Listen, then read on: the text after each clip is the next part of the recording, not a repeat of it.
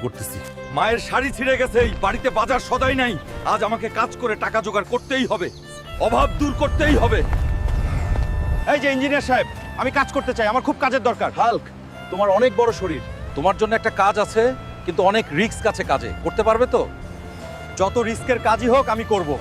আমার পরিবারের অভাব আমাকে দূর করতেই হবে, আমি পারবো। কি কাজ আমাকে বলেন।